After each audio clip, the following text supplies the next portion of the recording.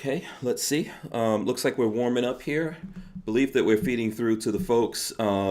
Just let us know if there's any issues with the audio, video, or anything like that. While I'm waiting for responses from the folks out there, I am going to point everyone to hankstrange.com. That's a great place to go to keep in touch with us, find out about all the different ways that you can support us there, including we have a merchandise page that you guys can find our patches on, and we've got the Hank Strange patch.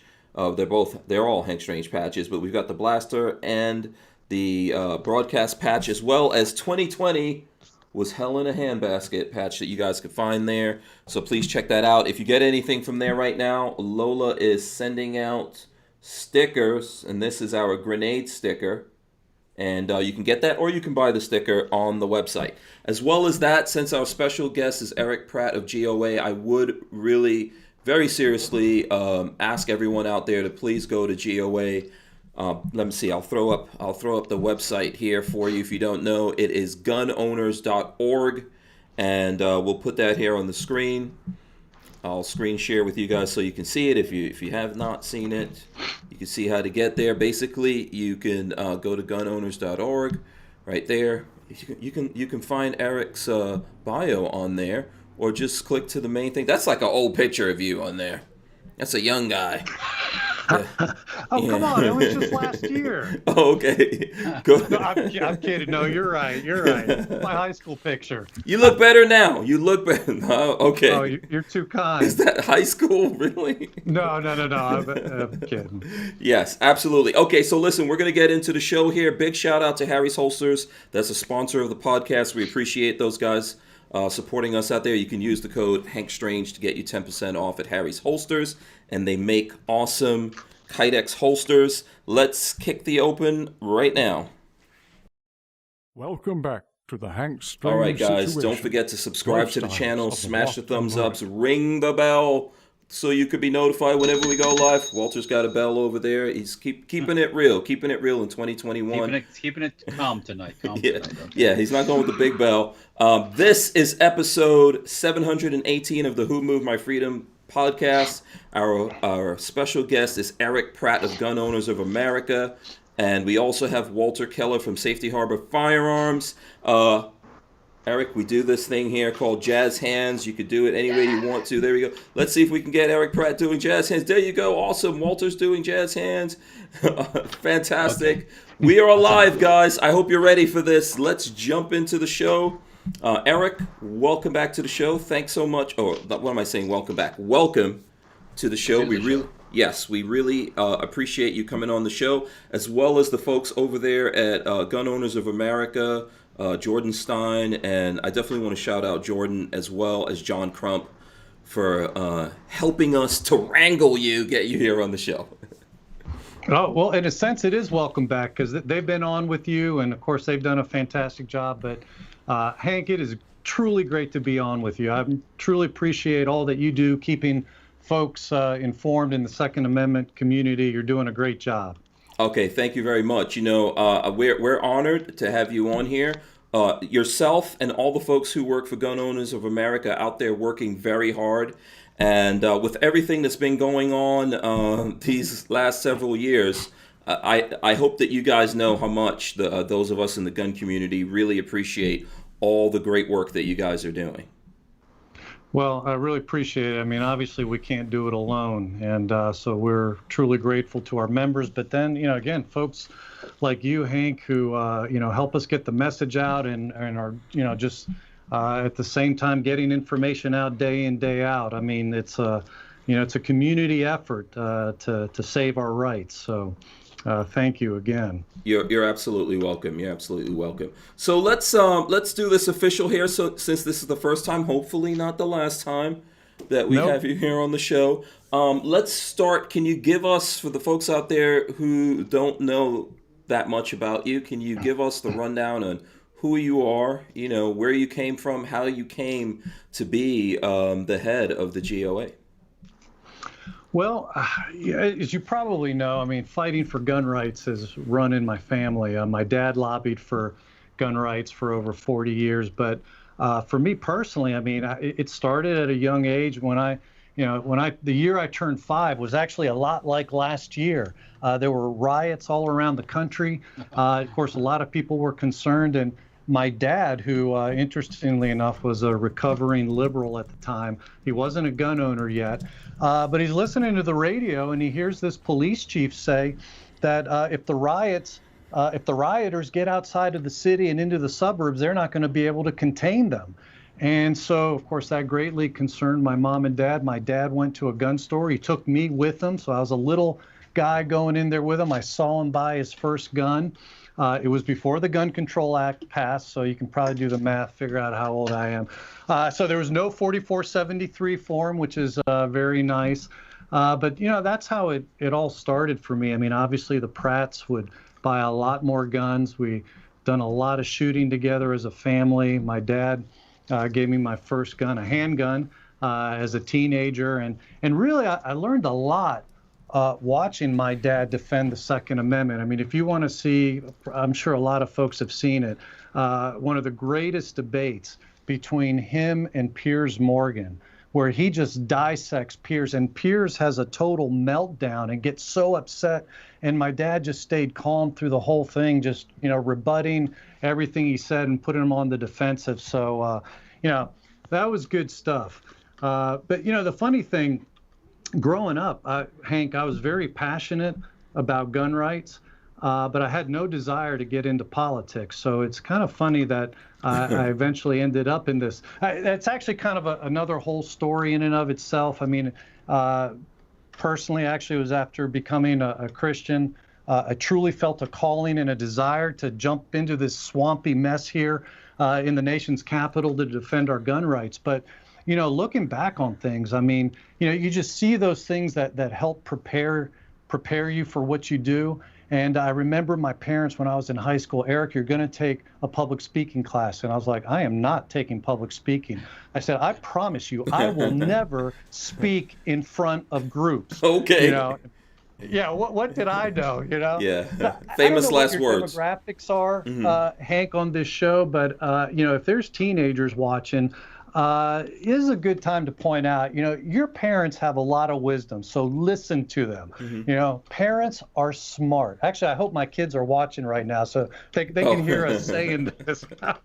Yeah. But little did I know that that would be the start of a lot of public speaking, a lot of debate. And so anyway, in fact, it was in that first public speaking class, we had a debate. And, back in the 70s when I was in high school, the anti-gun side wasn't as powerful and big and, cancel culture as it is now. And yet, man, it's like when we had a debate, I wanted to debate the gun issue. And so a buddy of mine and I, we did it.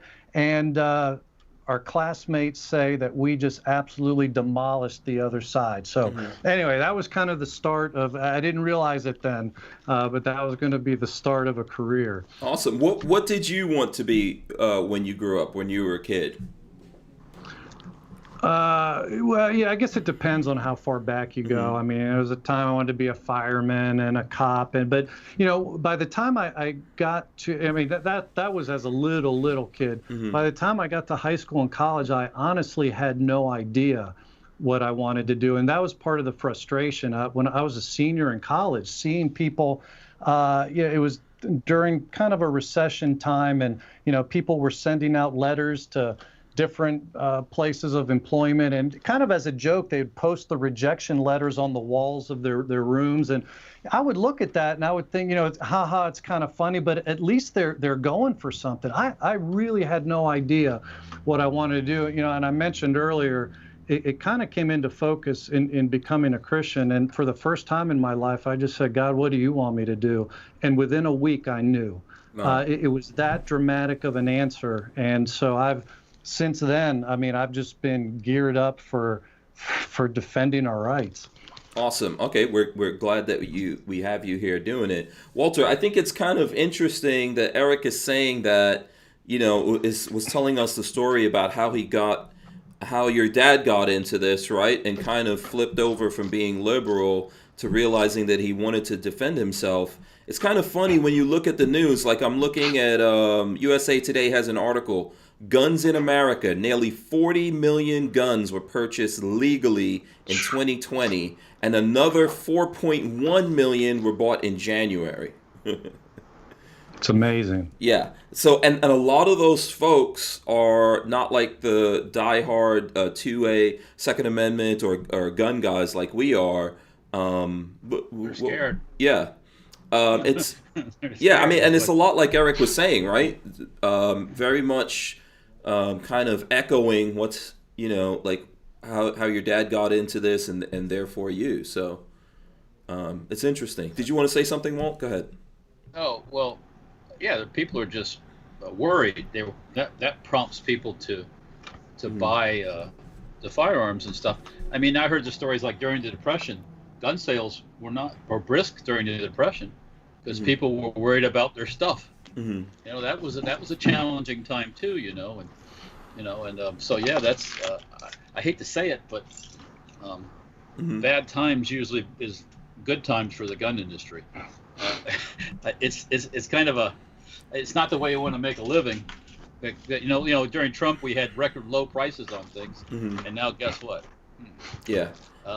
It's a weird dichotomy that we have to live with as gun guys. I was having that conversation today with someone that, yes, whenever things like this happen, this is when everyone starts paying attention to the gun world, and it may seem like it's a win for us, but it's kind of like a bittersweet win. You're winning at the same time that you're losing.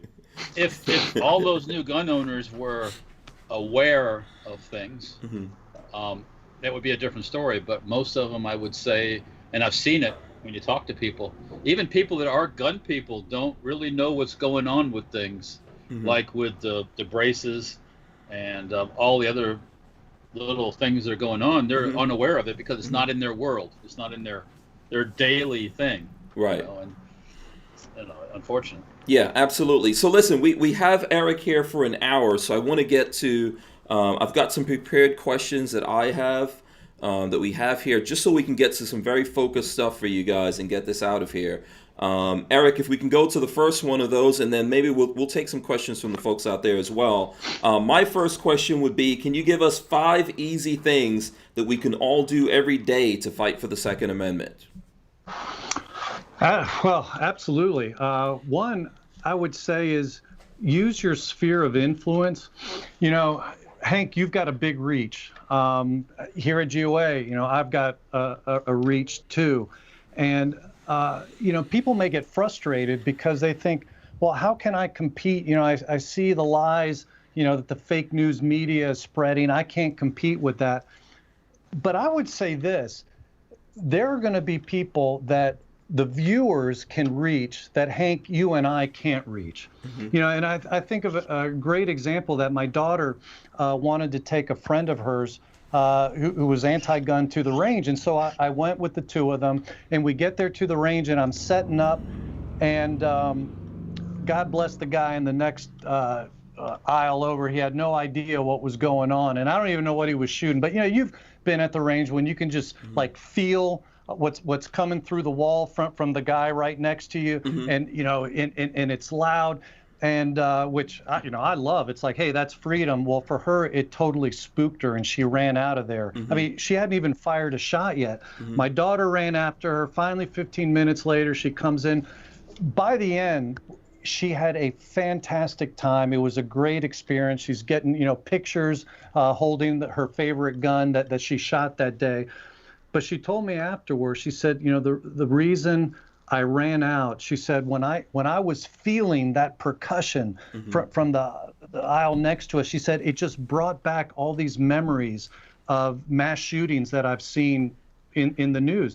She's not even a victim herself in any way, shape, or form of, quote unquote, gun violence. And yet she was almost reacting like a PTSD victim. I mean, the media has done their job, but I tell you what, just having her there at the range completely changed her outlook on firearms. And so that's one thing I would point out to people is you have a sphere of influence that the media and even the Hanks and Erich Pratts aren't going to be able to reach. So use that sphere of influence. That's actually far more powerful. Yeah. So that would be one Mhm. important thing. I think also another thing is adopt. I encourage people to adopt a congressman. I mean, most people, probably aren't too happy with their congressman. And if you're pro-gun, you'd like them to Yeah, be, I want to a disown lot a better. lot of my congressmen, but yeah. Exactly. Well, we'll go right to the senators. Marco Rubio. So what I encourage people is, look, if you have a sucky congressman, every time around election time, we will give out lists. Like, this past year, I went out and I met Lauren Boebert, and we ended up supporting her. I mean, we were so impressed with her. And she beat somebody who was in the state legislature. She wasn't supposed to win, but people all over the country were supporting her campaign. That can make a huge difference. So adopt a congressman. At the same time, remember, and this would be another point, that politics is really best done locally. Find a candidate that you support, campaign for them, especially in the primaries. Donate. Make calls, door knock. Michael Bloomberg spent almost $10 million to try to defeat Mark Robinson in North Carolina for lieutenant governor. Mark Robinson is a great man. Love that guy. He's a great friend. But all that money couldn't defeat him. Why? Because there were people like GOA's Jordan Stein, who lives in North Carolina, and he's out there door knocking, dropping literature. That ground game was able to overcome all that Bloomberg money. Yeah. So, when people say politics is local, there's really a reason for that. That's important. Mm-hmm. And then, just connect with people in your area who believe in gun rights. Join with local groups. I'm in Virginia. I'm a member of the local VCDL that's here. Mm-hmm. And, one thing that's amazing with VCDL, they can put out an email and get tons of people to show up. I mean, our strength is getting people to write or call their congressman, but they can get people to show up. And the reason is because they're frequently meeting together in person, month to month. And so that's how we killed the semi-auto ban in Virginia last year, was getting 50,000 people to show up. Well, it was mostly VCDL. And for those who don't know, it's the Virginia Citizens Defense League. It's the state. We had Philip Van Cleve organization on last week. Awesome guy. Fantastic. Okay, so your viewers know. Mm-hmm. Mm-hmm. Yeah, they've done a lot of work. Yeah. So I think that's 4. The last one, this may sound a little self-serving, but I would say, join an organization like Gun Owners of America. I mean, honestly, the more people we have, the louder voice that we have in Washington, D.C. And no kidding, when the New York Times credited GOA with killing Obama's gun control in 2013, it's because we mobilized our 2 million members. When Harry Reid said, blamed us for killing the no-fly, no-buy bill in 2016, it was the same thing. We mobilized people. We may not get them to show up personally like a VCDL, but we can make a congressman or senator's life very difficult, because we'll have people calling and emailing and mailing. And so, so being a part of an organization like GOA that helps focus the pressure, that's really important. Okay, very good. Those are all very good, Walter. Tell me what you think about that. I'll give the folks out there a chance. Good. Yeah, if you guys want to add to that or ask any questions, Walt. Oh, I mean, just once again, like Larry, you're saying, everybody doesn't have the reach that some people have, but just sometimes by talking to a few people, your friends, I know what's going on. But you say, hey, man, you see what they're trying to do? I didn't know that. It's like, well, here's what's going on. Marco Rubio wants to do these red flag laws down, these bills. He claims to be from his parents from communist Cuba. What is a red flag law? It's communist Cuba. 100%. That whole bill is weird.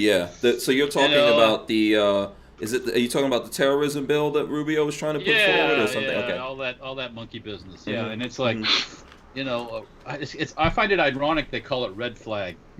Red communism. It's so got me. It's like, So how could you support that kind of stuff? Just I don't know. I think it is important. The people.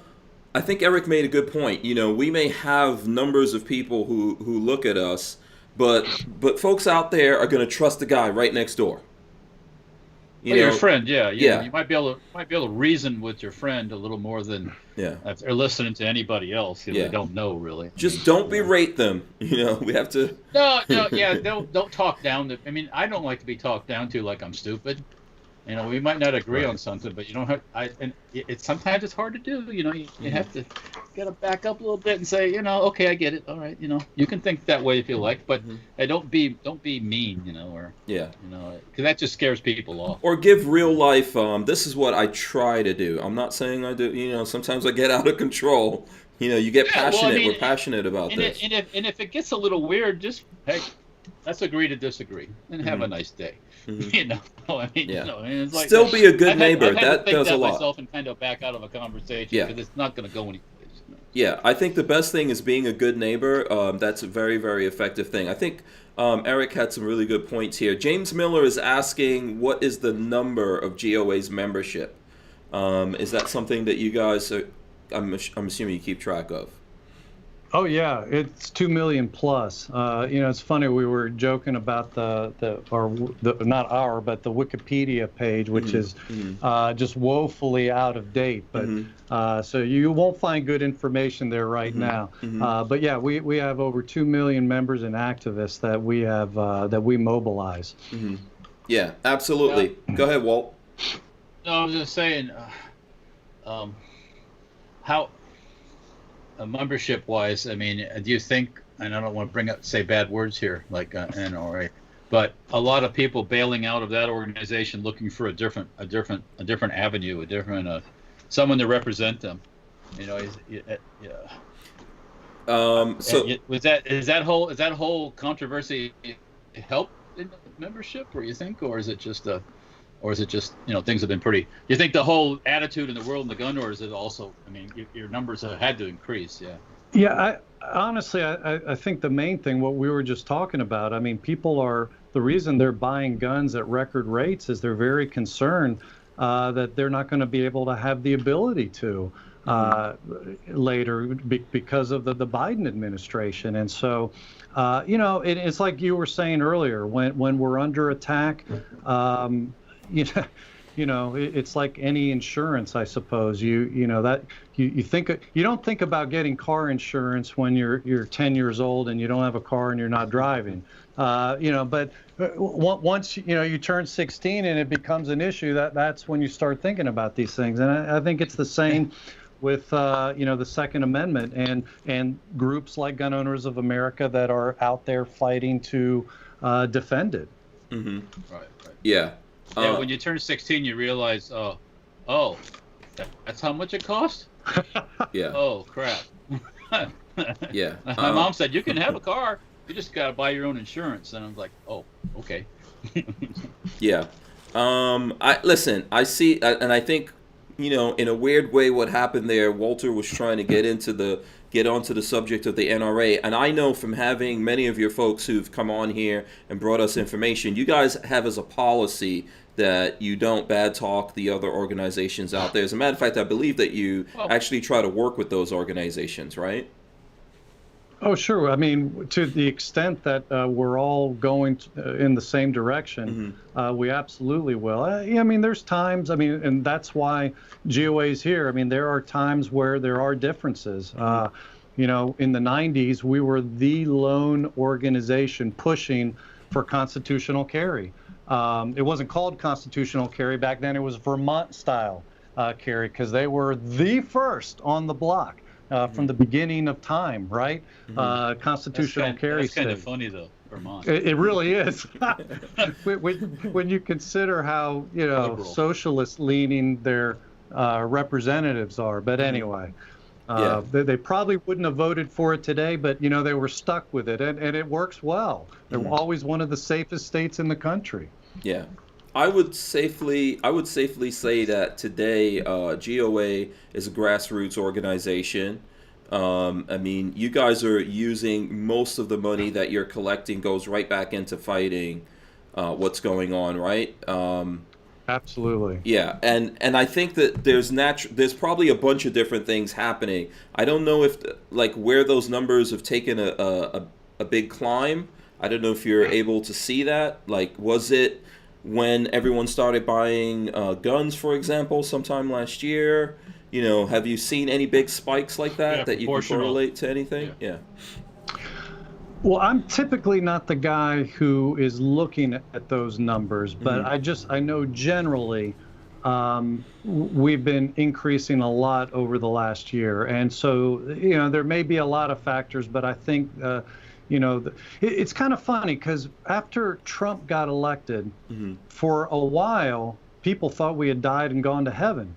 Republican control the Congress, a Republican in the, and we kept telling people, sometimes the worst gun control we get is under Republicans. Yep. So and then we saw rather quickly that those warnings were well founded, and we're still fighting the bump stock case. We're still wrangling with that in court in the Sixth Circuit.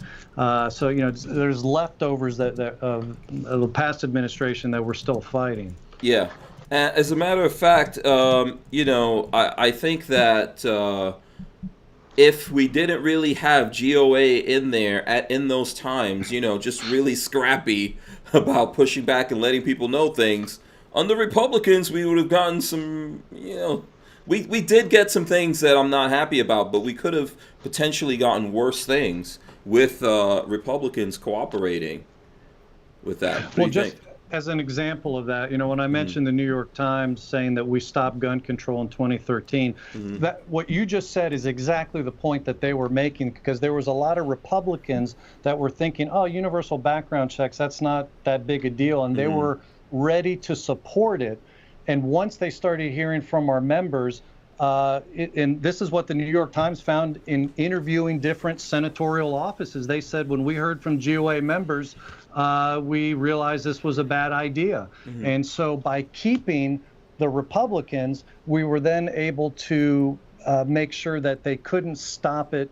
They couldn't stop the filibuster, and we'll probably talk about that later. But the filibuster is the main legislative tool that we've used to kill all kinds of gun control over the years. And so, but anyway, yeah, it was, hitting those, using our members, mobilizing them to put heat on Republicans. It stiffened their spine when they were looking to make a compromise. Yeah, to let them know people are still watching. So there's a couple more things I want to get to here, and you'll notice that we could easily burn through time. So tell us what you think of the 5 biggest targets for gun grabbers in the next 3 months.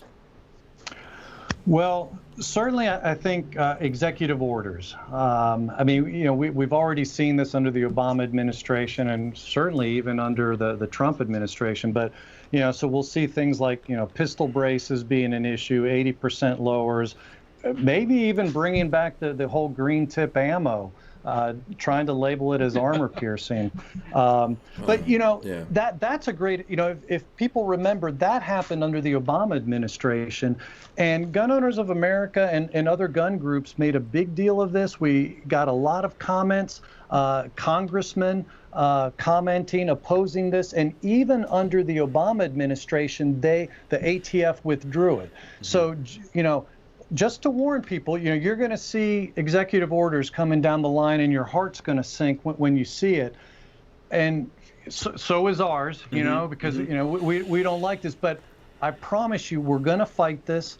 And if the past is any indication, we may be able to beat some of this stuff. And of course, the whole thing with executive orders, anyway, you live by the sword, die by the sword, right? Any executive order can be instantly repealed by the next president. You don't need an act of Congress. Doesn't happen very often. There's a lot of that happening right now, though. There's a lot happening right now. Yeah. And to his credit, Trump actually did some of that, undoing some of the Obama gun control that he had done. So, there was the good and the bad there. We still don't have imports from all these countries because of all these executive orders. So no, you're absolutely right. And I don't see any of those get repealed. So. A lot of these things were agenda items that we were actually working with people in the administration, and sadly, I think they were putting these off, a lot of them off, till the next administration, which of course never happened. So anyway, executive orders, obviously that's going to be one of the things. The big battle is the filibuster. And our members, and thank you, viewers who are members of Gun Owners America, we really appreciate you. The filibuster is the big thing. For those who don't know what a filibuster is, it's not a bone of the body or something like that. Obviously, legislation has to pass with the 50% plus one, but in the Senate, you have a higher threshold where you can force a filibuster, or a cloture vote is what it's called. But it's basically the filibuster, which now means the side that wants to pass the bill has to get a 60 vote out of 100 threshold. And honestly, that has been the dam that has held gun control back over the years. I mean, if you've ever seen the men who built America, and you watch that Johnstown flood during the time of Andrew Carnegie, it was a horribly tragic thing when the dam burst. The whole town of Johnstown got flooded and thousands of people died. Well, think of it that way. I mean, the filibuster is the dam that is holding all this gun control. If the filibuster gets nuked, if they eliminate the filibuster, we are toast, because they will be ramming through all kinds of gun control, universal background checks, gun bans, psychological testing. They'll be packing the courts to make everything that they pass be legal. It's going to be horrendous. And so that's why, our members know this. We've already been making an issue of this. We've been doing alerts on this to really buck up and encourage senators to not nuke the filibuster, to not nix it. And we've especially been going into states like West Virginia and Arizona, where there are senators who have said they will not end the filibuster. So we're going to be regularly having them hear from their constituents to make sure, as you said earlier, Hank, we're watching. They are, the constituents are watching them. So filibuster's huge. And the filibuster thing too, yes, we're very concerned about firearm stuff, but it applies to everything. Yes. That I think we have a tendency to only focus on one thing, and I get that, but that's like okay, the firearms are important, very much so. So is your freedom of speech, which they're working on that too. And then everything else. Oh, taxes, Green New Deal. You imagine it. It's gonna smack you upside the head. Yeah, take your pick. Yeah, filibuster is a massive key in America. We could have a completely different America that you'll have not California. recognize. That's what you'll have. You'll have California. That's right. The Democrats in California have arranged California so nobody else can take power in California. Only them. So yeah. Yeah. Okay, so that's two things. Do you have some other things, or?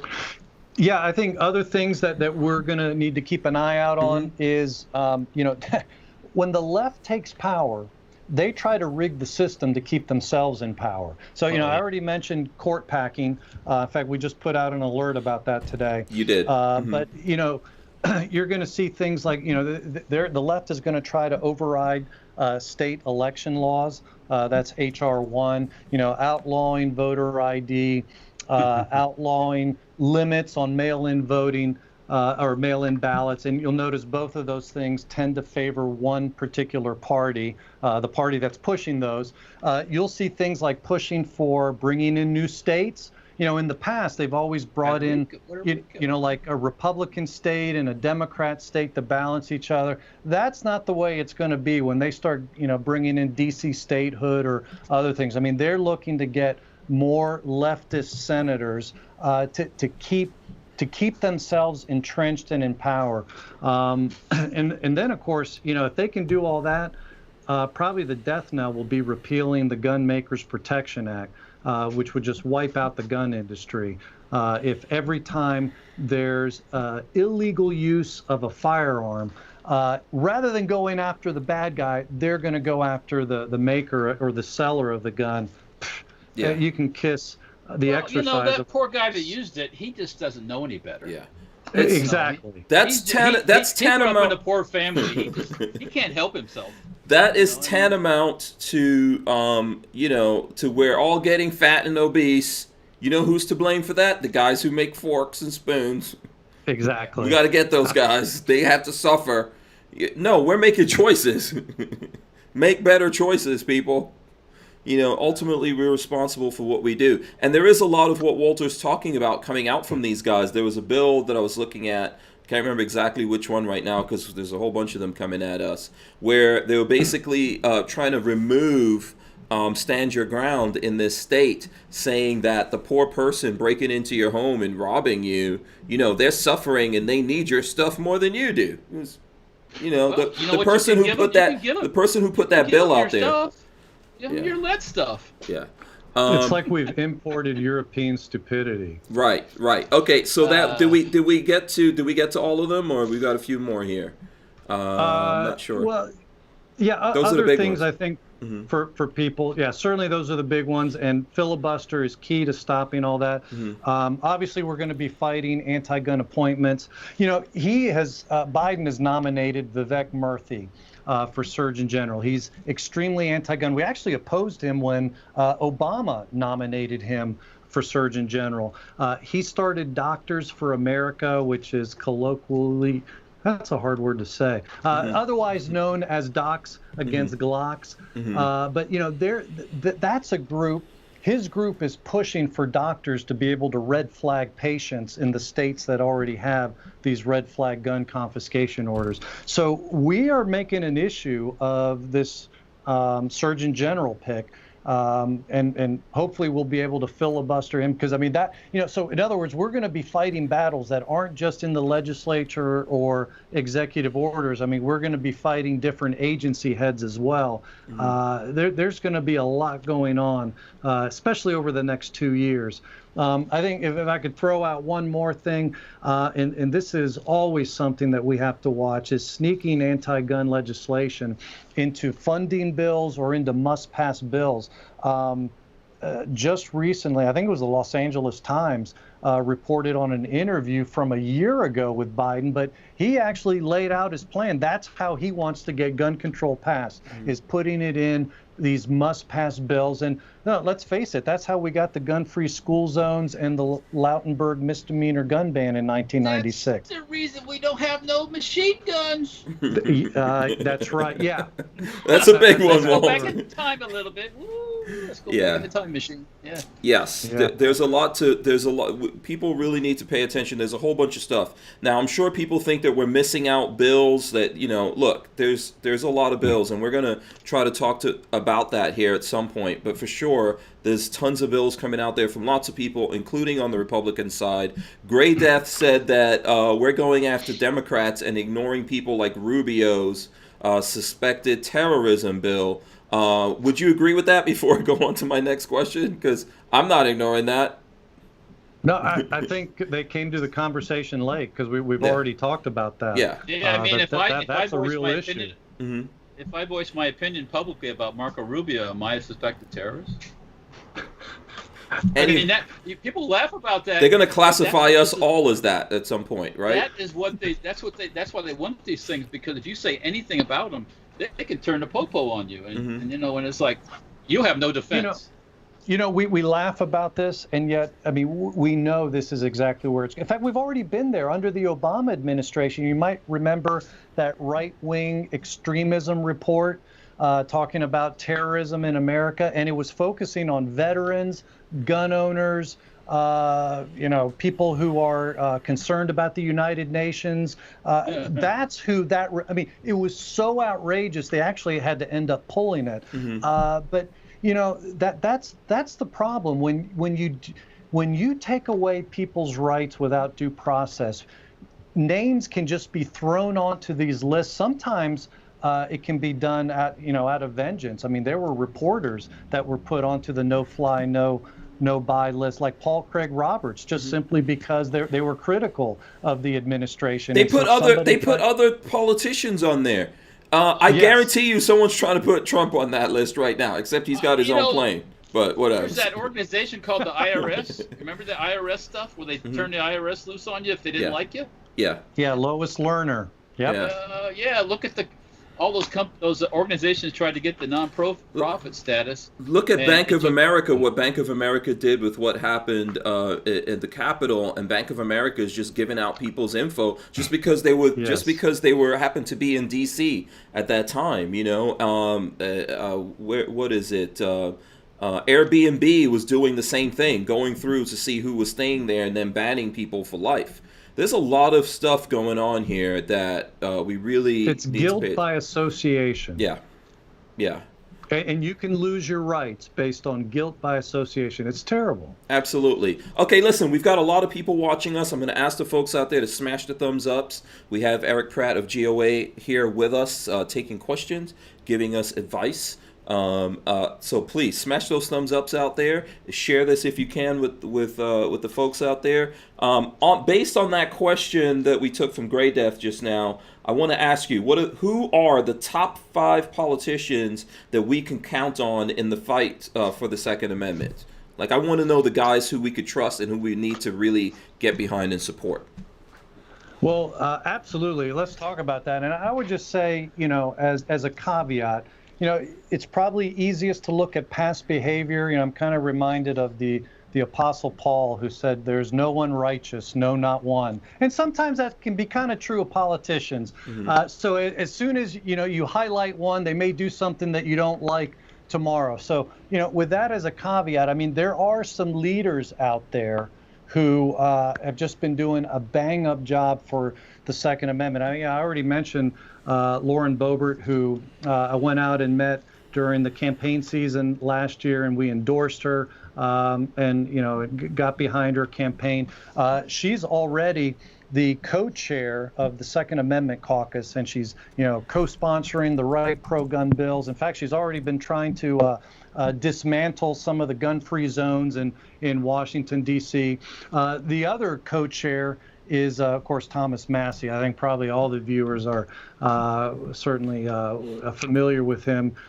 You can count on him whenever guns are in the news. He'll be tweeting out something very pithy and wise and profound for our side, for the Second Amendment. And plus, you know, he's introduced legislation like repealing gun-free zones at schools and things like that. So anyway, I think, you know, both of those are, and, you know, the other thing, just going back to Lauren Boebert, the other thing I really appreciate about her is, you know, she got in Beto O'Rourke's face during the campaign. Actually, even before she had announced as a candidate, mm-hmm. when he came out and said, you know, bleep, yeah, we're going to take your guns. She drove several hours to his campaign stop when he came to Colorado, got in his face and said, hell no, you're not. Mm-hmm. You know, so I love that tenacity, and she's going to go toe-to-toe with Pelosi and the other gals who are on the other side of the fence. I think another one that'll do that too is Marjorie Taylor Greene, okay. Who's also introducing some good pro-gun legislation. But anyway, other folks, you know, like I love it when I see legislators who are you might say kind of the high octane stuff, you know, like getting suppressors out of the NFA. I mean, love to see that. So Mike Lee has, I don't think he's reintroduced it yet, but he's had it in the past, the SHF Act. You know, that's fantastic. There are some other bills that would take them out of the NFA, but then still treat it as a firearm where you have to go through a background check. The benefit of Lee's legislation, he would treat it like a magazine or ammunition where there's no background check. Why shouldn't we treat them that way, right? Mm-hmm. I mean, what's his name again? I'm sorry, what's his name? Mike Lee, Senator Mike Lee. Okay. Of Utah. Right, I know who you're talking about. Okay. You know, we were talking earlier how we're importing the stupidity of Europe. Well, if we're going to import their ideas, that's actually one thing they do right, is they do favor suppressors. So, you know, isn't it interesting? They might not have a gun to put it on, but they just throw the suppressor at the bad guy, right? Yeah. Use it as a paperweight. Right. Another really good guy is Senator Roger Marshall. He just got into the Senate. He was in the House.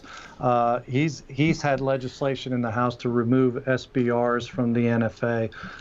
You know, so that's, you know, you love to see those type of leaders taking the offense. And so those that I just mentioned, if I could just, I don't know how many I've listed there, but if I could just mention Keep going. one who's off the hill.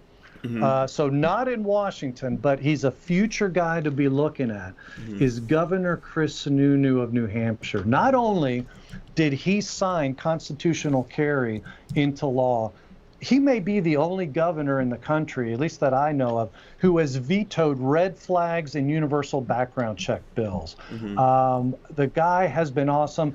There's talk in the state that he wants to run for senator at some point in the future. If that's the case, can't wait to have him here in Washington, D.C. So anyway, that's something, kind of like Sports Illustrated does the 13-year-old kid, the future Hall of Famer to be watching for. Well, maybe that's the Chris Sununu of New Hampshire. Yeah, absolutely. And just to interject this in here before we comment on that, so here's some news I think that broke sometime today, at least to me. Utah set to become the 7th constitutional carry state this week. This is in the Truth About Guns. Finally, we're seeing some real progress on civil rights now that President Biden is in the Oval Office. After passing both the Utah House and Senate by overwhelming margins, a constitutional carry bill is set to be signed into law by Governor Spence Cox this week. So good news, right? Very good news. Yeah, and actually Montana is also very close. Greg Gianforte is going to sign that. Montana already has constitutional carry in about 97% plus of the state, so they're just they're actually closing up a loophole. See, this is time when pro-gunners can talk about closing loopholes. I think we're going to see Montana.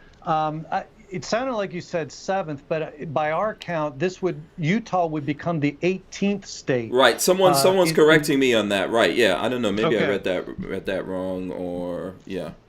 I've been known to do it. 17th. Yeah. I should have said 17th. Some places don't already count Montana. We have, because it's 97% of the state. So Montana, if you count Montana, there's already 17 states.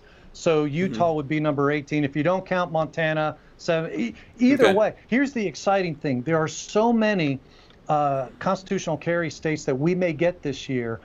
I love it when we get more constitutional carry states than there are red flag states, and that could happen this year. Yeah. Hopefully we start seeing states repealing these red flag laws. Yes. That's a big thing. Okay, Walter, did you want to respond to the politicians that we could count on that Erich mentioned? I've heard of some of them. I heard of the first Congresswoman because she was carrying at Congress, and they wanted to change the rules based on her carrying, and then people were all scared of her, which makes no sense. I've heard some. Yeah. Even though probably a lot of those people that carry already are Democrats. Yeah. Possibly, yeah. And rightly so. I'm good. They should all carry. All of them should carry. But what's interesting is, and this just shows Democrat privilege. Nancy Pelosi is slapping a $5,000 fine for congressmen that won't go through the magnetometers now. And so she's already starting to hand out the fines. Meanwhile, she's going in there. Sneaking around. Yeah, special rules. Yeah. No, don't go to the hair salon except if I go to the hair salon. Then she could go to the hair salon, but no one else. Ice cream. Yeah, exactly. Yeah, lots of craziness out there. I hope you guys that are watching or listening to this, you can let us know what you think about the folks that Erich mentioned. If you have some people out there that you think are good people, add that to the conversation. I'll be happy to hear that. Walter, was there anything before I move on to the next next question here? Any feeling on what's going to happen in the Supreme Court with this thing about the police coming into your house and stealing your stuff without a warrant? Yeah, that's the Caniglia. I always want to say Caligula. It's not Caligula. Caniglia. Okay, we're actually involved in that. I'm really excited. I mean, first of all, the case is police took a couple's guns, lied to both of them, basically telling them that well, without getting into the weeds, lied to them, but ended up taking the guns. And then they used what they called a community caretaker exception to the Fourth Amendment. That is really dangerous if the police all over the country are able to, we're just caretaking for the community, and so we're going to take your They'll guns caretake the living safe. daylights out of all your stuff. Yeah. Let me correct it. So if you lie to the police, you can go to jail. Mm-hmm. But if they lie to you, double standard, it's okay. It's all right. Mm-hmm. It's all right. Yeah. But anyway, I'm really excited about this because I think, adding the three justices that we got on the Supreme Court, if there was one thing that they are, is they had pro-gun records. And so we're very much looking forward to this. Hopefully we can rely on that. We can't rely on Justice Roberts, obviously. No. And we've had problems with the Supreme Court taking up Second Amendment cases. That's because of him. Almost for good reason. Yeah, the pro-gun justices were hesitant to because they couldn't rely on Roberts. I mean, that's kind of the back news that we got from that. So, I mean, I know we were all disappointed when they didn't take up the New York City case. But in retroactively, maybe that was kind of a good thing, given what Thomas was concerned about, and a couple of the others. So anyway, we're looking forward to this Caniglia case. Alan Powell, 1776 says Caniglia v. Strom. Yes. There you go. So keeping us honest around here. Although this is the British all over again. Just come into when they're going to come in your place and kick you out and live there too? Is that what they're going to do? Yeah. For the community, kick you out of your house and live in your house for the community. We do have a Third Amendment for that, but I guess it doesn't matter. That's old. A bunch of old white guys made that up back then. It doesn't matter. Yeah, there's police departments in America. Quite a few police departments have gotten really crazy with that, with taking people's property and never returning it, and using that to fund the police departments themselves, right? And who knows where that stuff goes? It doesn't always go to funding. It just goes. It goes away. So very dangerous thing. All right, so let me get to this next question here. I know we're doing this kind of rapid pace, but we've got Erich here. We're gonna and he's ready. He's doing good so far. Okay, with the influx of new gun owners, many who may not be as familiar with the Second Amendment as we are, how do we help encourage them to embrace the Second Amendment and separate politics from the right to self-defense? That's really the big thing, right? Because a lot of those people want to hold on to their politics.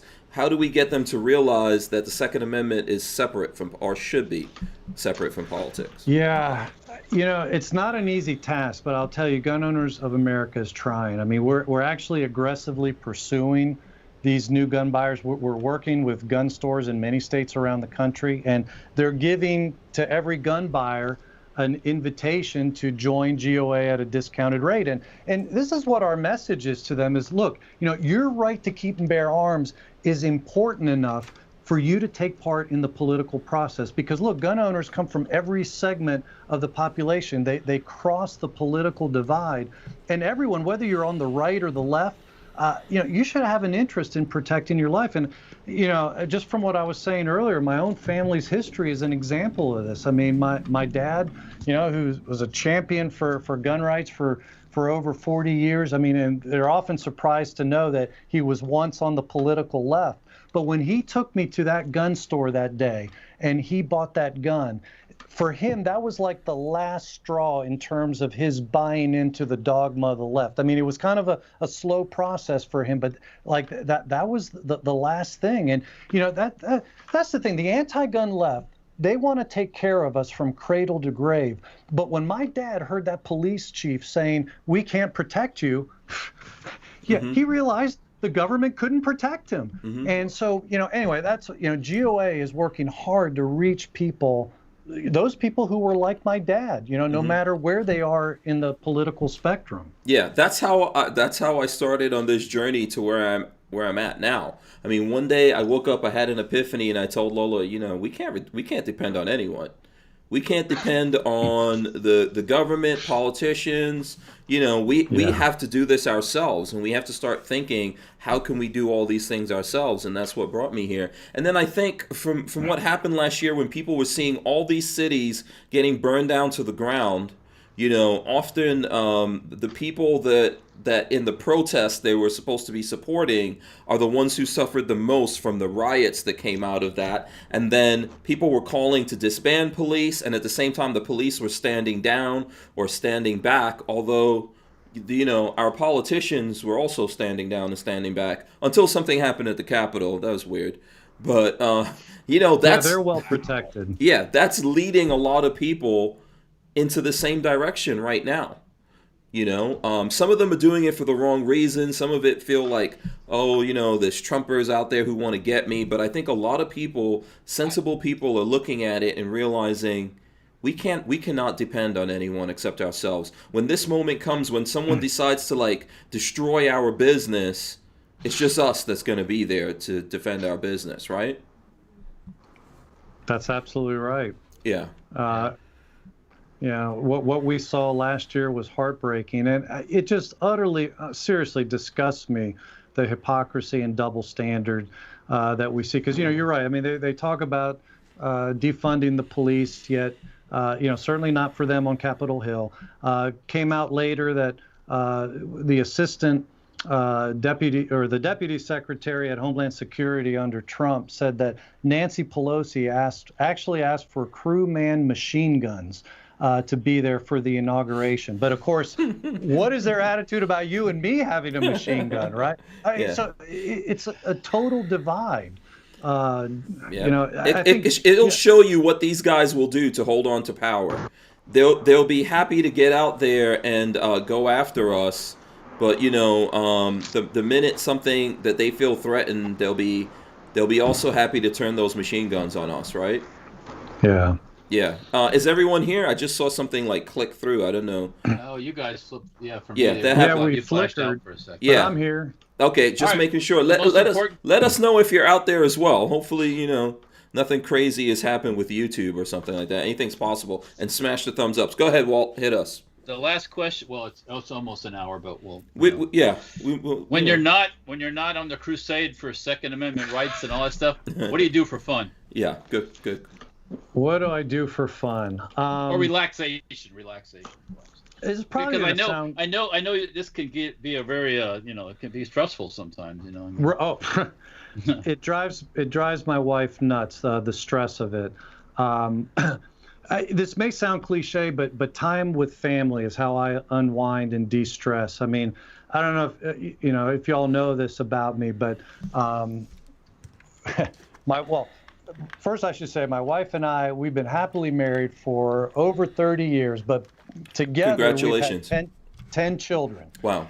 So yeah, some people might say, Eric, you're crazy, because that introduces stress into your life. And yeah, I guess there's something to be said about that. Anybody who's had kids knows that sometimes there's stress. I've got two, and I can tell you that's where all my gray hair is coming from. My wife swears by the saying that's how she got her gray hair. Mm-hmm. But I would say this: we're a Joshua 24:15 family. As for me and my house, we will serve the Lord. So I mean, we do a lot together. We worship together. We eat together, serve together, and we play together. And that's been, just for me, one of the things that I absolutely love. I coached my kids' little league teams, baseball. Big baseball fan. I taught their citizenship classes when they were doing the merit badges with the Boy Scouts. When the kids got older, into their teens and into their 20s, we played on the same church softball team or county softball team. So sports are actually a really big thing in the Pratt household. In fact, when you have a big family like ours, it's hard for mom and dad to get away. And so our date night is every morning, a lot of times when it's still dark, we go to the gym every morning and we work out. Sports cool. are big. I'm a bit of a workout-aholic. I can also be a workaholic sometimes, but if I go more than a day without working out, I get kind of antsy, and that just helps, reduce a lot of stress too. So anyway, it's fun. It's busy. The Pratt household is almost like another job in and of itself, but we love doing it. Yeah, your kids are the most valuable things that you Yes. have around you. I don't believe that we own each other, but we are responsible for each other, and our kids, to me, are just the most valuable thing. Alan Powell has this to say. He says, "Needless to say, it was a busy 30 years." Laugh out loud. He says he couldn't resist. Yeah, I got you, Alan. I know what you're saying. Are you related to Chris Pratt, by the way? That thought just popped in my head. I'm just curious. Yeah, we every time he puts out a movie, we ask ourselves that because we want to know if we're in the will. Yeah, I'm telling you, that's the guy from Guardians of the Galaxy. Yeah. So you can't claim ownership going to the movie theater. No, sadly no. Okay, I had to ask that one, and I know we're at 8:00, but if I could just squeeze in one more question for you. Sure. With some of the crazy anti-gun bills that are being put forward right now in Congress that are so ridiculous, right? When we read through these bills here on air, it's ridiculous and laughable. Should we be taking them seriously or not? Like, I'm not saying we're not taking it seriously, but there's some folks out there that's so crazy and ridiculous that they're thinking, there's no way this can be. There's no way. Yeah, it's like a sleeping bear. You don't want to say, oh, that's no threat. Mm-hmm. You don't want to say these things aren't a threat. Mm-hmm. However, we talked earlier about the filibuster.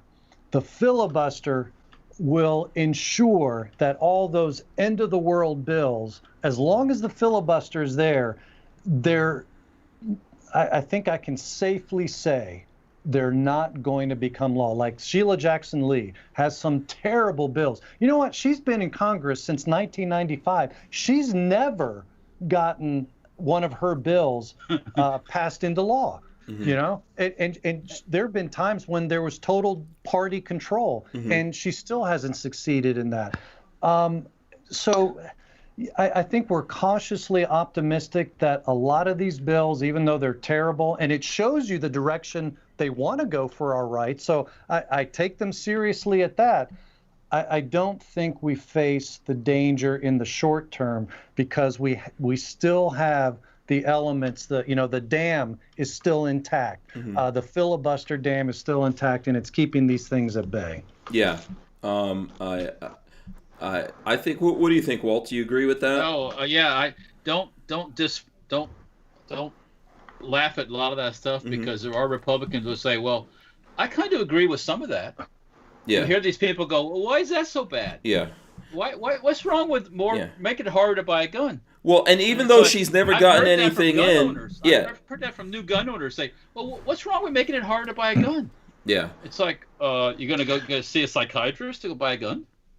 Well, that's what happened in 2013 when there were Senate Republicans who were saying, universal background checks doesn't sound so bad. And we unloaded a ton of political pressure on them, and that changed their minds real quick. Well, all except for, obviously, Toomey, who was the guy that was pushing it. Mm-hmm. But others just started. And so if Republican senators or representatives start doing that, they're going to be hearing from their constituents, thanks to GOA.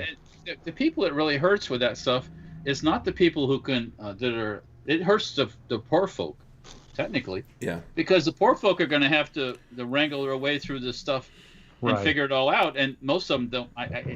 Probably wouldn't be aware of it until they're getting arrested and doing a lot of time and losing their rights. That's it's like, I needed to have a permit to carry a gun? Really? Yeah. It's like, you do. Mm-hmm. Go back and look at what happened in places like New York with the crack epidemic of the late 80s and 90s, etc. Where people were going to jail for having a vial of crack. Now for something that's literally protected in the Second Amendment, they're trying to attach those same prison terms, and ridiculous fines. Mandatory minimums. Yeah. Yeah. So it's very dangerous. Okay, one more thing, if I could squeeze this in. John Doe says, I wish more firearm websites would have the option to donate to GOA. Some other stuff, but is there something we could do to help out with that? Could we somehow? Is there like a pre-made kind of link you can link on a website that'll take it to the, or I don't know. I'm just Absolutely. In fact, Hank, I'm sorry. I thought we already had that. There's one for me. There's one in my site. I think what he's talking about here is that he wishes more other firearms companies, when folks are going there and buying stuff from them, there was that option. So what I'm saying is there a way that we can help maybe encourage more companies, or what can we do to help you guys? Because I know that's a tough fight, right? To actually get folks talking to the companies. Yeah, actually, we are working with industry folks, and that's a great idea. But it probably, and I'm sorry, I forget the viewer's name, but if he would like this, John Doe. If he'd like to see that, maybe start asking the industry companies, because if that's what the constituents are asking for, then they'll make that happen. Yes, and by the way, Lola's putting up our link, which is it's for $20. You can get a membership to GOA, and Lola's putting it up there. By the way, Lola and I are lifetime members of the GOA. Thank you, Hank. Yeah, I really appreciate it. Thank you, Lola. Yeah, I really especially appreciate it that you guys are putting most of the money towards fighting for this stuff. So my membership card, I could basically draw in whatever I want to. So I'm going to get creative with that when that time comes. But you guys can find that link in the description. Lola just threw it up. I'll put it up there on the screen for anyone who wants to see it. I don't want to hold Erich here too long. I know he's got things to do. Thanks so much for coming on, Erich. What final words would you like to leave our audience with here before you go? Oh, man. Well, let me just say to you again, Hank, I'm just very grateful that you're doing this. I know this is, you're only doing 2 hours a day, but that's a lot of work, what you're doing in the prep time. And so you're keeping us informed. And so anyway, we're very grateful to you. Thank you for helping drive membership, because that's what keeps us on the front lines. And I should mention, that $20 that you're doing there. I mean, that's a discounted membership, and yet people will get, full membership benefits for the year through that. So there's no second class members here. Absolutely, sign up and do what you can do. Thank you so much for saying that. I really do appreciate you guys. There's lots of folks that you have working over there very hard. John Crump's here all the time. We had Luis Valdez come on recently here in Florida. I would like to see more states get involved. I know that's more of a process than what I'm saying. Sure. Jordan Stein is amazing. I wish I could clone him. Yeah, we do too. Yeah, he's an amazing person. And I look forward to see what he does in the future. He's a great kid. You guys should be very proud of him and John and all the other folks out there. Antonio Okafor has been on here as well. So just a big shout out to everyone at GOA, and thanks so much, Erich, for coming on. I really appreciate you doing this. Absolutely. Hope to see you here again. Walt, you want to say anything before we get out? I'm sorry. Go ahead, Erich. Yeah. Just keep up the good fight. Thank you. And sir. I'd like to say something about these frivolous bills. Just don't think they are, because if they pick them apart and attach those ideas on the other things, it's not so frivolous. So right. Oh, you're absolutely right. And we're going to be watching that. And I just want to encourage folks, because I know it can be disheartening at times when you just see everything that's happening. But we've got a strategy. We've been in situations like this before, and so we are cautiously optimistic that we're going to be able to get a lot of victories here. Probably not victories on offense, but be able to stop a lot of these things. And so, anyway, bear with us. That's why, just crucial. Sign up, at gunowners.org. Go get our email list is free. Sign up for our free emails, because that's how we're going to put the heat on these guys. Absolutely. Let us know what we can do, Erich, to help out with the fight. I'm sure there's Promise always more. to do that. All right. Absolutely. Thank you very much. Appreciate Thanks, it. Hank. Thank you, Walter. Take care, guys. You're welcome. You're welcome. Let's see here. So you got let me see. You got to hit the end button. Let's see if I can. I don't know if I could do that for you, Erich. Let's see how we do this here. Erich, you got to hit the hang up button. Okay. Yeah. Well, then I will need to get up to do right. that. Absolutely. Yeah. Here, I'll take you off the screen. So right. we don't get to see the workout bod, but that's okay. All right. Bye. Okay. Yeah. So, by the way, DRB166. Big thank you to DRB166. Gave us $50 in the super chat. That's awesome and amazing. We really do appreciate that. I just took your link that Lola posted up, and I went and joined up again. So. Awesome. Thanks, Walt. I mean, really I have in the past and made donations, but I kind of been out of the loop for a while. So. Right. No, I appreciate that, and I'm sure those guys do over there. That was great. That went really fast. Yeah. We powered through that one. So yeah, like I said, big shout out, big thanks to DRB166, gave us $50 in the super chat, and the quote is "Nothing to see here, carry on." But thank you very much, we do appreciate it. So that was great. That was a great chat with Erich. I would ask you guys to stay here with us. Walt and I are going to get into some other things, maybe some things you guys want to talk about, or follow-up questions or responses or anything like that from the conversation we just had with Erich Pratt of Gun Owners of America. Alan Powell, 1776, says he's going to join as well. We appreciate that, Alan. That was really good. I'm going to try to make some snippets out of that and put it up on the main channel. Go ahead, Walt. When I clicked on your link, I didn't see any option about the lifetime thing. What do they charge for a lifetime membership? I'm not. Lola can find that out for you. It should be there. It should be there. Maybe I just didn't see it. Yeah. I saw, making a donation. The lifetime membership? Oh, yeah, it's there. Yeah, let me see if I can find it on the site.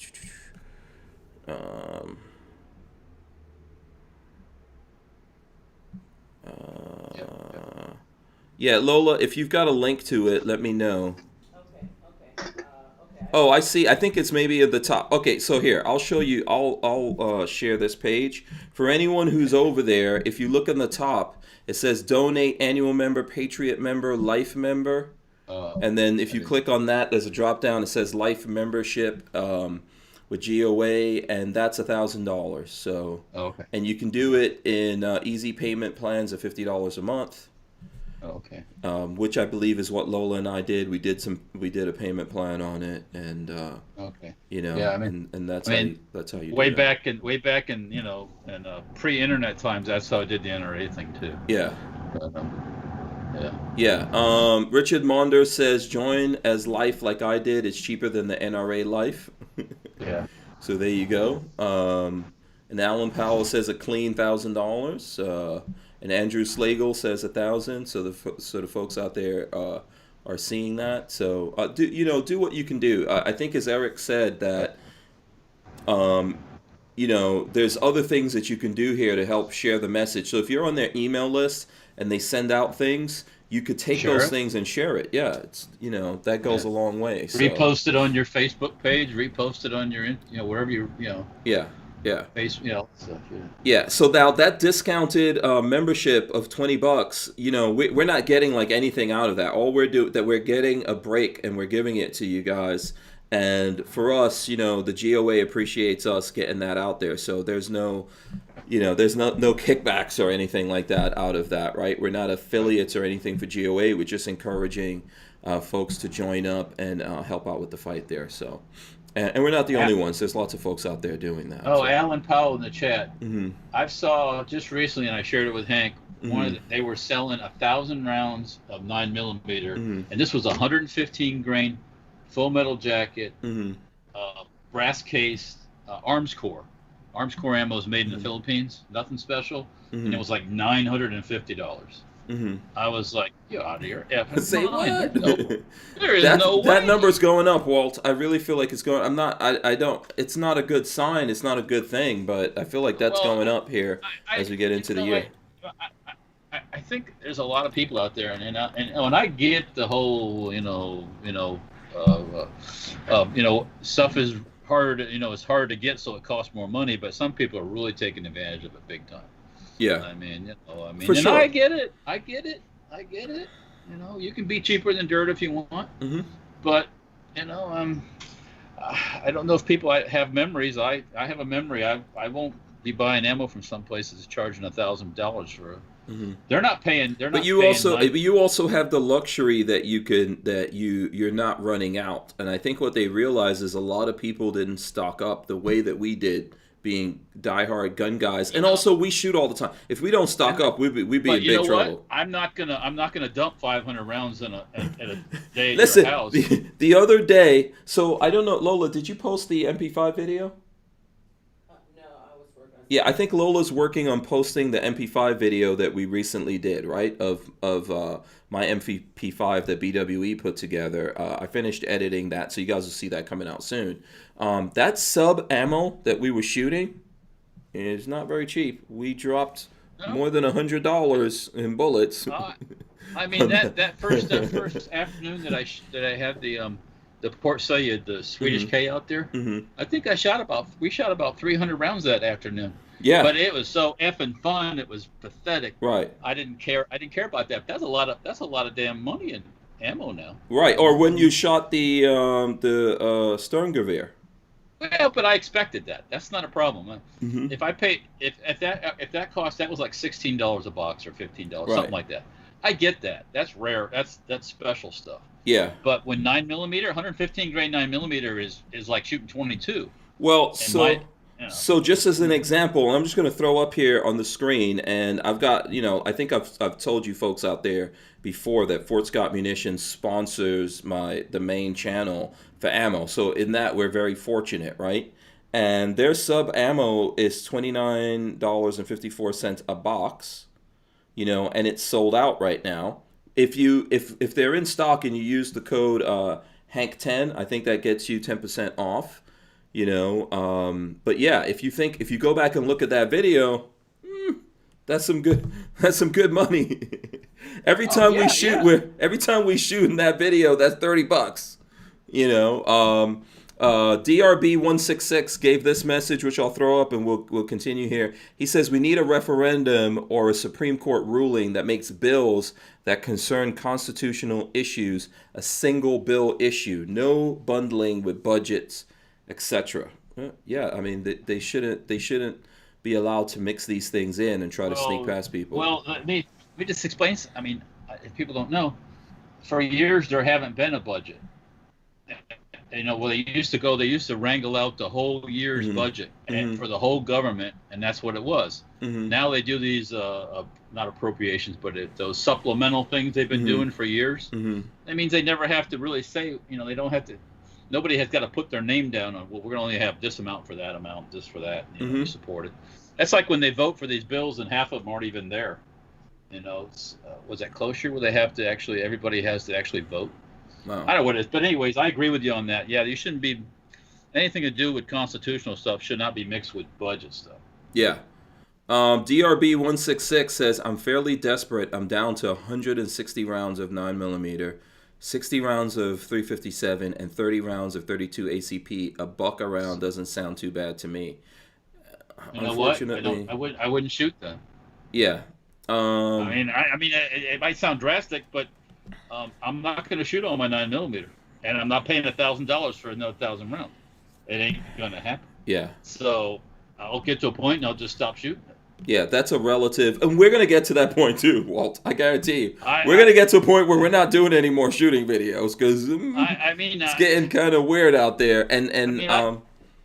Yeah, there's no so for example, for a few months there has not Fort Scott has not had ammo and stuff like that to send our way because they're it's going out to the folks out there. Well, James Miller gave us $10. He says, I appreciate that Erich gave an honest assessment of what upcoming legislation looks like. I like FPC too, but I think they're fundraising on the fear of HR 127 passing. I'm not sure what FPC is doing in terms of their fundraising. Yeah, they're I've seen some of the stuff, and it's like, really, it's like that. It's like it's NRA tactics is what it is. Mm-hmm. Where everything is, the end of the world is coming every other day. Mm-hmm. And it's like, really, I mean, I get it, but I know you're trying to raise money, but don't. Well, there's a point. There's a point where you burn people out. I mean, I don't want a letter in the mail every day asking me for money either. Yeah. I do not want that, because that's a waste of money, in my opinion. But I think there's a point where you burn people out by crying that the sky is falling too much, right? So everything that's coming up, we try to cover it. That's what we do. When HR 127 came out and people were very concerned about it, we took up a lot of the show talking about it, and I read the whole thing out, and some people were getting burnt out on it. Some people, this guy, that guy, but I think that one of the things you have to do, if you keep crying wolf to folks out there, you're really, you got to be careful with that. So yes, keep people informed, but don't overload them. Go ahead. American Freedom Outdoors. I will trade a 9mm ammo for a Ford Super Duty diesel. Yeah, let me see this.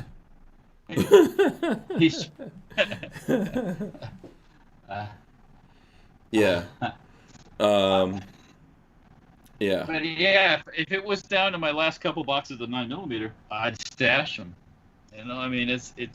I don't have thousands of rounds stashed away. I have a little bit, but I'm not going to shoot it all up. And you've burned up a lot of ammo in the videos that we've done. Even with Fort Scott helping me out, they don't give me like whatever, there's a certain amount of ammo that we get. Here's the ammo can. Just grab you some out. That kind of thing. Yeah. But Walter, in last year alone, man, I'm sure, I don't know if you keep track of how much ammo you burned through. Yeah. So, Is the can still got ammo in it? Shoot it. Yeah. But there is going to come a point, because I think this, I think this is going to continue at least through the end of this year, what we're looking at here, until these guys, Somebody also mentioned in the chat, if people cut back on their buying, and the supplies start to build up at these places, the prices will come down. But that's going to take a while, because you got how many million new gun owners, and they're all looking for a box of ammo. Yeah, 40 million guns. 40 million guns sold last year. 4.1 million in January. Those are big numbers. That's a lot of shooters. You know what I'm saying?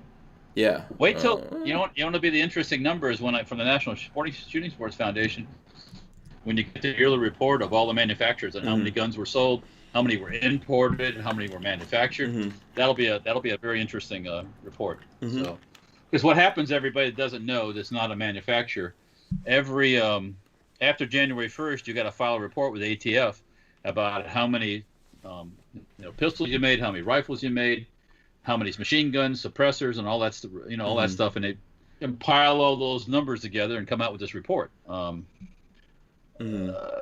So yeah, you get to see real quick who's the big people in the gun industry. I mean, you go, everybody bitches about Kel-Tec. Kel-Tec sells a lot of fucking guns.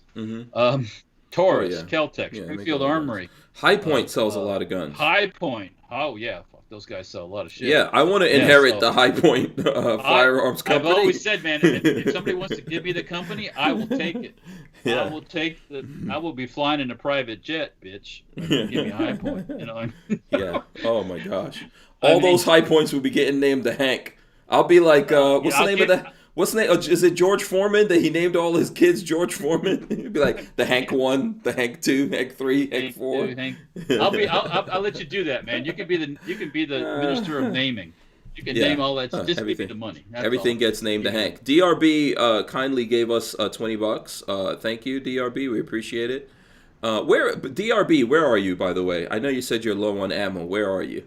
I would like to know where you're at. Let us, I'm not sure if you want to tell us, but it'll be interesting to know exactly where you are. Oh, it's CZ USA. CZ sells a shitload of guns too. CZ? So, Oh yeah. um, yeah, I mean, and that's fine. I'm cool with it, man. No, it's go. It's all good. Yeah.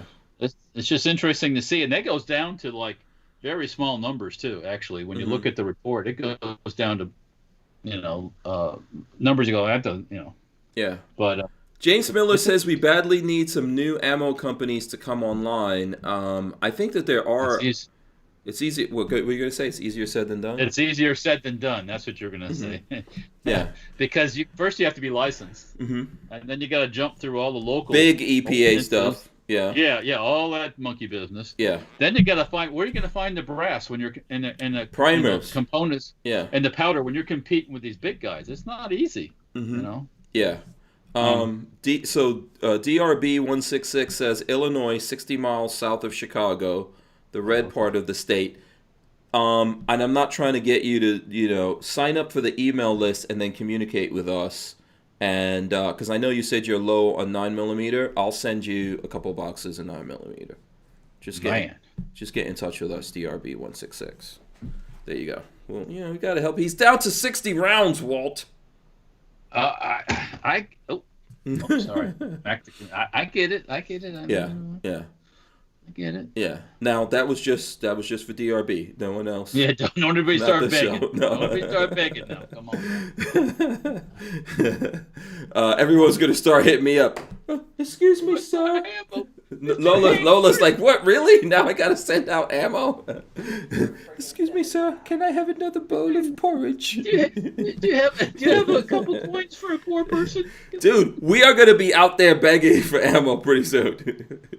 I'm just telling you something right now. Can you imagine all the gun guys out there, like, gun guys seriously out there? 42 chilled in the chat brought up a good subject, which I brought up with Erich and this whole executive order stuff. If we didn't have these goofy executive order stuff with Russia and China and all these other places, there wouldn't be no shortage of ammo. Because the Chinese, and as much as we like, are just like the Chinese. Yeah, who said this? Oh, yeah, 42 chilled. And as much as you like, are just like the Russians, they'll more than happy to take your shekels, take your money, your Walter bucks or whatever, there would be all the ammo you could shoot. Yeah. So there's no shortage of ammo in the world. Yeah. There's a shortage of ammo here. Yeah. Night Train says, Hank, you should have a raffle or some kind of contest for ammo on the show. YouTube is just looking. Well, YouTube is just looking for a reason to smack us upside the head. Just FYI. Okay. I'm going to raffle off the ammo that I had to pay $1,000 for. Here's the thing. We did I did a giveaway with Fort Scott Munitions, and there was a bunch of ammo, and I was trying to tell everyone about that.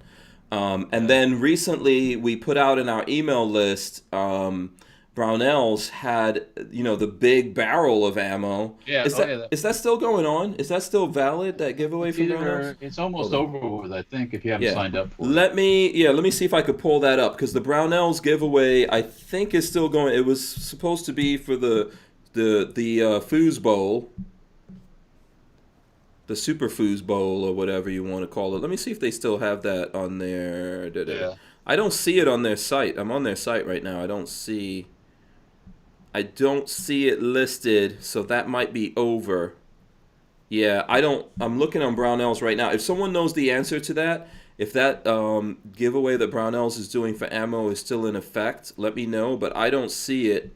It was right in the front of their site, but I don't see it there now anymore. And here's the really crazy thing, Walter, that I found out from one of the folks out there.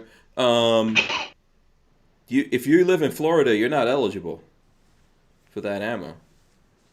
Why? I don't know. When I asked them, they said that Florida has rules. There's there's several different states about giveaways and stuff like that. So so they can't do it. Yeah. James Miller says, "Oh, Hank, could you send me some? Could you send me some? Please, Mr. Strange, could you send me some ammunition, please?" Yeah. DCG 44 says, "We'll work for ammo." Yeah. Yeah. Yeah.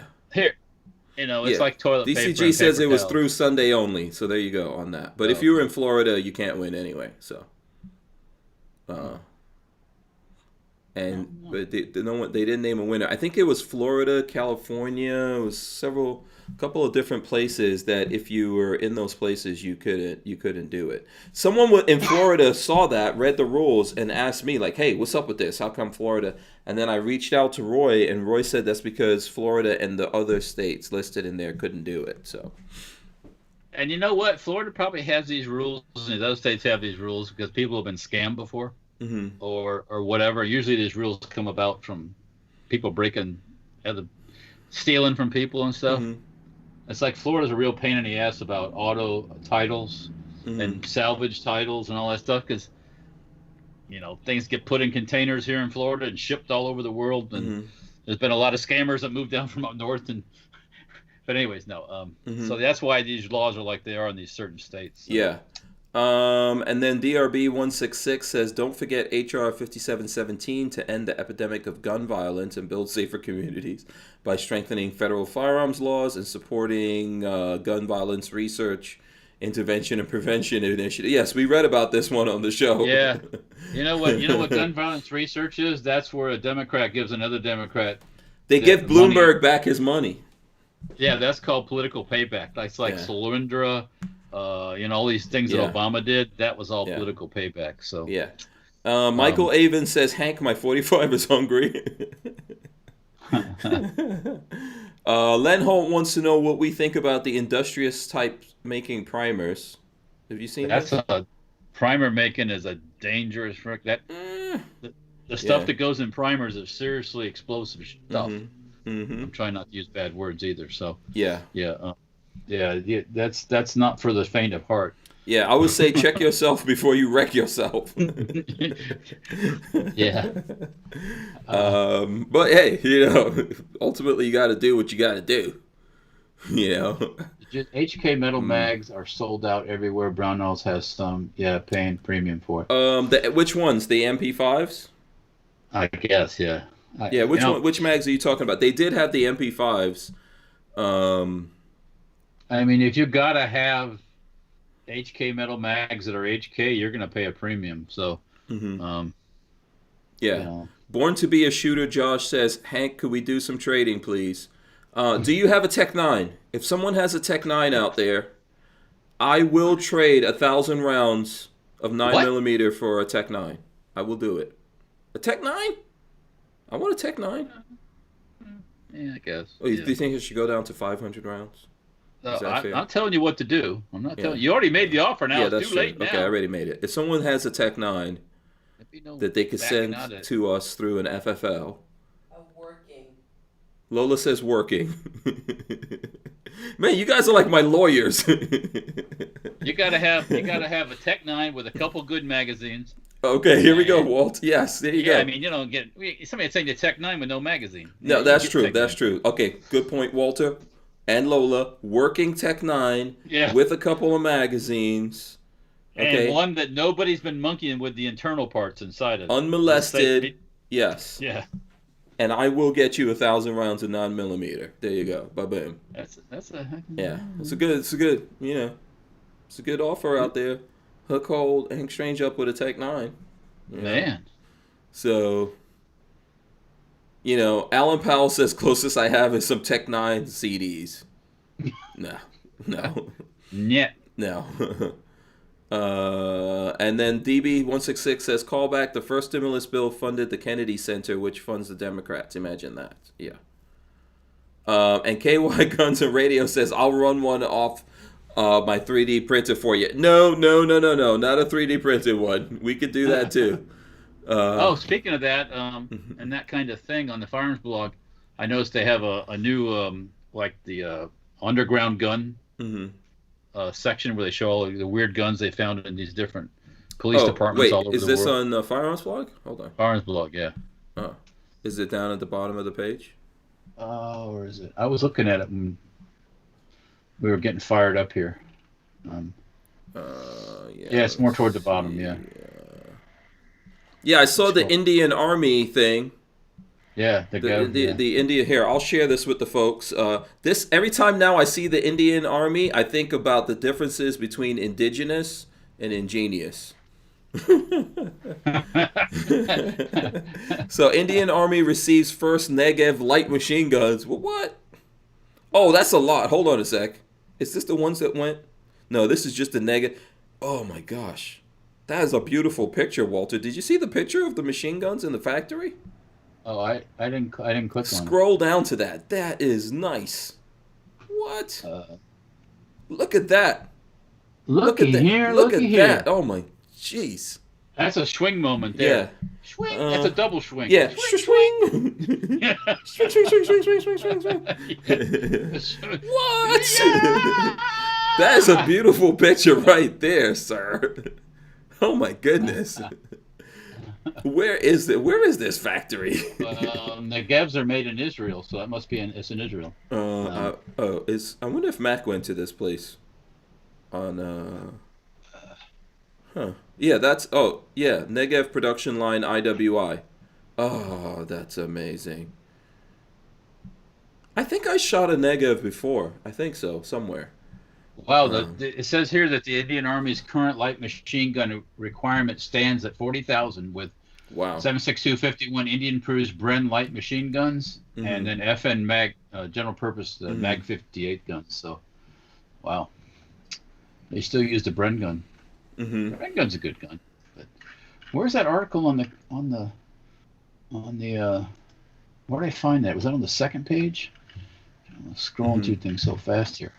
Because I always like to see the homemade made underground gun stuff. That's interesting to me. So because some of them are really crude and other people do oh, there it is right there, underground arms watch. Yeah, Alan Powell, by the way, of that picture says, "Is that heaven?" Oh boy, that's nice. And James Miller says, with not being able to count on the legitimacy of future elections, is it possible we'll even see primers, brass, etc. come back to normal prices? I don't think it will. The market can only for so long that people can pay the money, and then unless the current bunch in power do something else really to cause it to happen. But but a lot of stuff even that they're doing now is making things swing back the other way. So but yeah, I think there's a whole bunch of things that happen here, and I'm not saying that we'll never get it back, because I think it's just like oil, right? If they try to push up the price of oil and we're sitting on reserves, well, okay, with this administration, if they're blocking everything, we might not go for that, but the American people are going to get real mad. And stay tuned, folks, because the oil at the pump prices are probably going to be pushing $3.54 a barrel a gallon again, just because of Obama. Well, because of Biden. Yeah, but the thing about it is, what's the price level that the people get mad at, right? And usually in America, it's somewhere around that $4 a gallon. Americans get real upset. Although in Europe, which who cares? Sorry, Richard Monder. But Europe is about $7, $8, or $9 a gallon. It's sold by the liter over there. Comparatively, yeah. But once again, their primary fuel in Europe for vehicles, cars, is diesel. It's not gasoline anymore. So well, and then there's a lot of places that have switched over. See, in America, we should have done this. We should have switched over to compressed natural gas vehicles. Because we could change vehicles we have now over to compressed natural gas, but we didn't do it. You have to make that convenient for people. Well, we have. Well, so right now, a lot of buses, like in Gainesville, the buses run on compressed natural gas. I'm pretty sure in Tampa it's the same thing, right? Right. A lot of airports, the vehicles run on compressed natural gas. All of Target, all over the country, runs on compressed natural gas. The trucks, the tractor trailers. Same thing with Walmart. But they all started a terminal someplace that has all that set up to fuel them. Yes, but those are places that you could go to. You could also go there if you had a vehicle. So there's compressed natural gas vehicles out there, and you could go there as well. So, for example, lots of lots of garbage trucks around the country run on compressed natural gas, and we have more compressed natural gas in America than Saudi Arabia has oil We reserves. have more natural Yeah, natural gas. Yeah, gas. natural I gas. compress it, yeah, but yeah. 9 times out of 10, when they drill a hole for oil and they don't hit oil, they hit gas. Yeah. Back in the 20s, like there's a story my dad always tells. Back in the 20s, when the people were down here and they were looking for oil in Florida, they hit gas everywhere. Yeah. But they weren't interested in gas. They were, looking for oil back then. So Yeah. So Richard Monder says it's a pound a liter here. A pound 20. a liter. Yeah, £1.20 per liter here now, and a gallon is 3.8 liters, and then you got to transfer what that is from the pound to the dollar, which is more valuable. So like £1.20 is what in dollars? £1.20, what is that like? I'm gonna assume like a dollar. Right now, is that $1.70 or something like that? $1.80, something like that, and then times 3.88. That's what. Yeah, it's expensive. I mean, to be quite honest, the last time I was over there in 19 and I had a rental car, I just fill it up.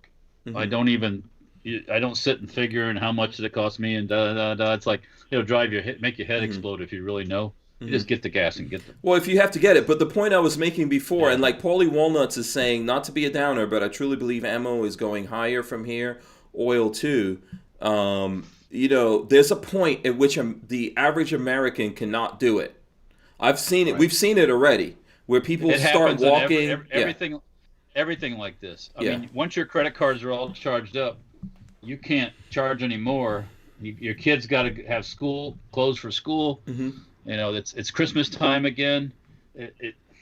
Once these new gun owners get their box of ammo, it will come back. This is where people get in trouble though. When this price gets to $4 a gallon, you'll see Americans get mad. The economy will starts to slow too, because you're not gonna go out and take that vacation in your car because a lot of people can't afford it. And it costs more to truck. You stop buying stuff. You don't buy a new TV. You don't. Right. None of that stuff happens. Right. So hey, all you Democrats out there that want to hug your trees and kiss your squirrels, I hope you have a lot of money for gasoline. Yeah. Ray Bozzolo says if they can. And for heating oil. Look up in the Northeast and these places in the northern states. A lot of them use heating oil still. Heating oil prices go up as all those other prices go up too. So yeah, it costs more to stay warm in the winter. Oh yeah. But that's why we live in Florida. But it costs us a lot of money in the summer in the humidity. Yeah, with the air conditioner. Air conditioning goes up here. Ray Bozzolo says if they can do electric charging stations, we can do CNG fill stations. And the funny thing, I spent a lot of time researching CNG. I was actually, when I was doing stock market stuff, I was going to go heavily into CNG until I saw what happened, and then I was like, oh yeah, I'm not going to do this. Yeah, who owns a lot of that stuff? Well, so Republicans. Is that a Berkshire Hathaway? No, the guy who owns. Remember the guy who swift boated John Kerry? Do you remember the guy who's that guy that T. Boone Pickens owns a lot of this technology and a lot of the companies, but he's a Republican, and he's the guy who put out the video that paid for the stuff that went out against John Kerry, and therefore Kerry feels kept him from becoming president. So even though this was a good idea, when Kerry's the same guy who's now in charge of a lot of this crap, right, and flying around on his private jets and stuff, he basically killed all of this in Congress because he feels like this guy kept him from becoming president. But the thing about CNG, propane, etc., it's very easy to take combustion cars that we have right now and switch them over where they could use gas and compressed natural gas or propane. So you can run them both. It's very easy to do that. You could change pretty much any car over to that. So, and we just didn't do it. And then even the car companies didn't want to make the cars. Like Honda had some cars. Ford and Chevy have kits that can change stuff over, but no one really went into it. And it is 50% cleaner than using gasoline in your car. You have to promote it as being cheaper. Cleaner doesn't make most people. Yeah. if you tell me I can save $100 on my electric bill every month and save that, not save it, but spend it on booze or something else, you're gonna say, yeah, man, I can get me some more lottery tickets at $100. Yeah. If you tell them it's cleaner for the environment, they're like, I don't give a fuck. Yeah. So someone said T. Boone Pickens died in 2019, which is I'm looking it up, and since I stopped following this stuff, I wasn't aware of it. Yep, T. Boone Pickens died in September 11, 2019, in Dallas, Texas. But it still is a really good idea. No, it's not a bad idea. It's just, I could have, for example, I have natural gas in my house, so I could have a compressor that you have like you have your stuff for your Tesla. I'd have this compressor thing, and you can charge it up. Yeah, park your car, and you can use that to run generators, backup generators, all that. Natural gas never gets turned off, even during a hurricane. They don't turn it off. So it's great for that. But once again, you gotta, I don't know. It takes a lot to get people to change the way they do things. So it would have been a better thing than what we're doing with electric cars, but electric cars are a boondoggle for. I mean, back up. Electric cars are fine, as long as it's your choice to buy that electric car, and I'll leave it at that. Yes. Electric cars, I first of all, the only electric car that I've bought so far is the Tesla, and I think there's good reasons for that. Lola loves a Tesla, she doesn't have to stop at the gas stations anymore. She gets mad if I'm driving and she's driving and I got to stop at the gas station. She doesn't want to stop there because, that's now beneath her to stop at a gas station, apparently.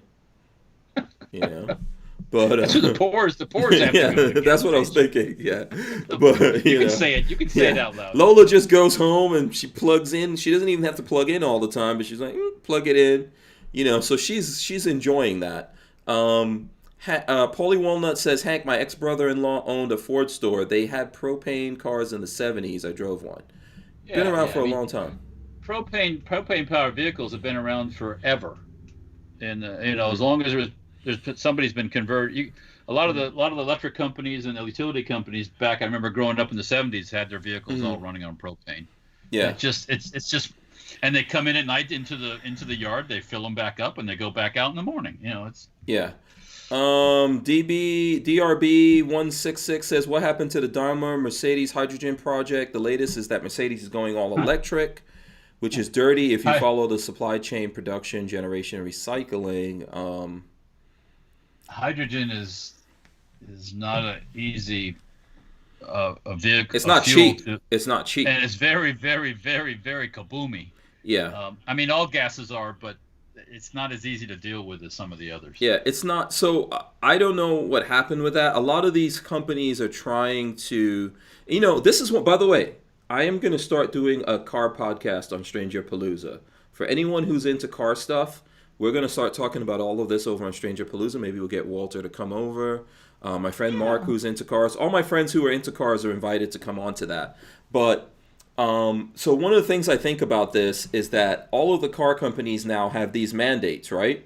Europe has a mandate, when is it? By 2025, I think, and America is by 2030, if I'm not mistaken, that they have to go all electric. Well, that's going to force them to go, or they have to meet certain efficiencies, or they cannot build combustion engine vehicles anymore. So that's what's happening. Why a lot of companies like, oh, okay, we'll they're forcing them to go in that direction instead of giving them the choice to make more sensible decisions. Toyota is still very much invested in hydrogen, and they're putting out hydrogen vehicles. But from all the stuff that I look at for hydrogen vehicles, it's more difficult to fill than charging up an electric car. Like where's the hydrogen stuff? Right, I know of one. There's one right next door to where Sam Andrews has his shop. That's the only one I know about. When you start dealing with gases, explosive gases, I don't care if it's propane, compressed natural gas, hydrogen, there's always a chance that some numbnuts is going to blow the thing up or do something like that. Electric, you plug it in. I walk away. Plug it in, walk away.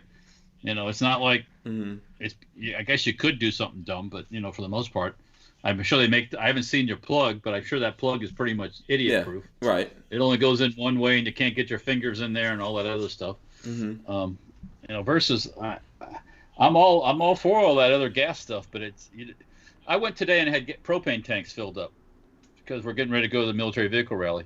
You got to kind of know what you're doing when you're filling explosive gases into tanks and such. So.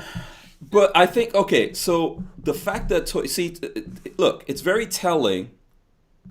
And like I said already, I know we're getting into a car conversation here. We're going to start having these in other places. But, we're gun guys, we're car guys. Look, it's very telling that Toyota is heavily investing in hydrogen. Because they say Toyota, Walter, Toyota, that made the Prius. They say they don't believe in the electric car. They say it's BS. So here's what Toyota's going to do. Toyota is actually going to contract, I think, GM to make... I don't know if you heard about this. I think that Toyota is going to contract GM to make electric cars for Toyota because they have to hit those mandates, but they don't want to put money into it. So they're like, yeah, we're not going to develop electric cars. We're going with hydrogen. Okay. They think that's worth it. I think we have better things that we could do and still be cheaper, cleaner. And then here's my big thing that I don't want to be. I don't want to be dependent on the Middle East and their whims. And you know what? Right now, you don't have to be. There's no reason to be dependent. Well, it's political. We have so much fuel, whether it's compressed natural gas, whether it's regular good old fashioned oil, out of the ground, or you're taking coal and gasifying coal. The Nazis gasified coal, fellas. And they did it probably, and there's all kinds of synthetic fuels that they had back then. Yeah, it was expensive and dirty, but there's no reason why we have to be dependent on the Middle East. We should kick those guys back out in the desert and let them. So here's the thing from Paulie Walnuts. I think Paulie Walnut said before he's into the stock market. He says, if you guys want to see the future of hydrogen vehicles, look at the stock symbol plug. I bought 10,000 shares at 37 cents. Okay, and he said he sold the last of it at $11, and then he goes on to say, I was a genius. Laugh out loud. The truth is, I'm a moron. And so he's telling me to go look at the price of plug on the stock market. Let's see if I can throw up the stock market, the ticker symbol for plug. It's $64, Walt, and it's down. It's down right now. But so it went from 11 when Paulie Walnut sold it. It went up to $64, 64 and 33 cents. Wow. For all you folks that out happens, there, that happens. In the U.S. here, over in Europe, they have diesel cars that get 40, 50 miles per gallon. The reason we don't have those cars here is because of a thing called the EPA. Those cars are not dirty. I went to Europe. Europe's not covered in smoke and soot and all that stuff. But we have this agency here that dictates impossible emission standards, just to. I mean, you don't have to have this crazy all these crazy concocted vehicles with fuel cells and power this and power that. When you can have just a standard old diesel engine turbocharged, and it works. Yeah. A lot cheaper on the environment, cheaper to buy. Yeah. Paulie Walnut says he's a moron for selling it. Look, you bought it at 37 cents, you sold it at 11, you made money, sir. Yeah. Don't worry about it. Don't worry about it. We lose money all the time around here. Hey, every time we pull a trigger. I should have bought 5 pallets of 9mm, $135 a thousand. I'd be like T. Boone's Pickens by now. Man, come on. Yeah. Yeah, there's so many. I could tell you guys so many times that we've lost tons of money where we're just pouring money into stuff all the time. But it's probably what you should have done is gotten out of most of it, maybe kept like a 25% or something like that in there, and then that would have gone up on its own. But this is like the risk. It's a whole risk situation. Nuclear is the answer, Brian Quick says. Nuclear? Well, nuclear-powered car. Well, no, but this is what I'm saying about electric cars. Like, I think electric cars are cool. The Teslas are cool. Audi just put out a new electric car, the Audi e-tron GT. But you know what the problem is? It's how we are producing electricity You're in still gonna have America. You still got to plug it in, and the more people that have to plug in are going to cause the power rates to go. Well, so we're mandating that most of these cars have to be electric. I think all these companies in the next 5 years, they're going to go to most of their line, or a heavy percentage, maybe 75% of the cars being made are going to be electric cars. And then people start plugging that into the grid, and no one wants to build nuclear power plants. Solar is limited in what it could do. Wind is worse. Yeah, it's correct. Yeah, You know, so I think, man. So when you come home at night, you know, where it used to be off. Brass catcher says nuclear. Nuclear, yeah, Like Bush? like George GW said. Nuclear. Yeah, nuclear. Yeah, I can't say how he said it. Yeah, everybody made fun of the way he talked. Nuclear. This is some of these other people. Yeah. Anyways, we need to look. We're always going to need power as human beings. We need power. The dark is. None of us want to go back to the true dark ages, right? So we need electricity. We need power for all these things. We've got to figure out ways of producing this power, and we got to live with it, especially if we're going to make everything go electric. But we have options and alternatives and things that we could do, and people are afraid of, like someone was saying that with compressed gas and stuff like that, earthquakes happen. Well, that's what people are worried about with nuclear, and I mean, stuff okay, happens. gas line can break, yes, but how often does that happen? It doesn't happen. And a lot of places, often, don't have earthquakes anyway. Like Florida doesn't have earthquakes because we got nothing but sand. So I can show you. Yeah, I mean, and why does Florida bring natural gas all the way from Louisiana? There's a natural gas pipeline that runs right past my dad's house on 19. My dad lives there, off of where he lives. That they built. That line went past where we live too. Yeah, I remember when they were burying it and stuff like that. And it's like, why are they bringing? There's gas right off the coast. Oh, well, we can't drill a well. I might see that from my condo. It's like.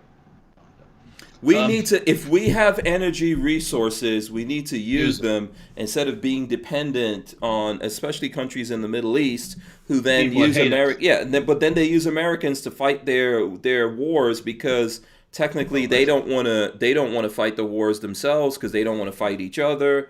So we do it by proxy. We're the poorest to those people.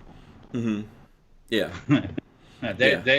They look down upon us because, Yeah, TC is saying don't be so resistant to renewables just because the liberals like them. They're part of the answer to our energy and climate problem. It's not that. Yeah. Windmills are a farce. Okay. Yeah. They're a farce with a big F, capital F. Solar. What happens when you have up north when they have a month of hardly any sun? The van that we're switching the studio to has solar panels on it. It's just for when it's cloudy here, it charges up the batteries. It's got just two for batteries. Trickle charging the batteries. Yeah. I mean, you can't. But what I could say to you is that when it's cloudy here, it don't do no charging. And this is Florida. It'll make a minuscule little bit of charging, and you won't get the full battery charge. Yeah. Right? I mean, great. I'm nothing against solar. If you want to have solar stuff, great. But it's not gonna power the country. I'm not. And by the way, I'm not resistant to things like that. Like the way that I look at things, I don't factor in things like that. For example, as I've said, we have a Tesla. But I'm under no illusion that having a Tesla is saving the planet. My electricity for that Tesla is coming from fuel and coal. And it's got a bunch of nasty ass batteries. Yeah, so I always look at things, but that's why I'm talking to you guys about natural gas. I think we have a lot of natural gas. We can easily get natural gas. We could do it without destroying environment and things like that. We could pipe it all over the country. We could do all this stuff. And, think about what the wars that we're fighting are doing to the environment if you want to think about the environment. Right? See, he's saying that wind power powers much of Europe. Natural gas from Russia powers most of Europe. Yeah. Ask the Europeans what happens if the Russians turn off the natural gas. Yeah, I think you really need to look at what those windmills are doing. It's not as functional as you think. The windmills are killing a lot of birds, by the way. And they always end up being wore out, broken Yeah. down. If something, like Walter, you said it, if something is good and cheap and affordable, everyone's going to do it. You don't have to force people to go in that direction. Right. Look at when we crushed all these cars in America. How is that good for the environment? What's good for the environment is that you don't build new cars. You take the old cars and you make them and you better. use them until they wear out. Yeah. But when you crush these cars and just destroy them like that, and then start digging out stuff out of the ground to get to rare earth minerals and all that, that's not better for the planet. And making deals with people where the rare earth minerals are that hate you. Yeah. So that are your enemies.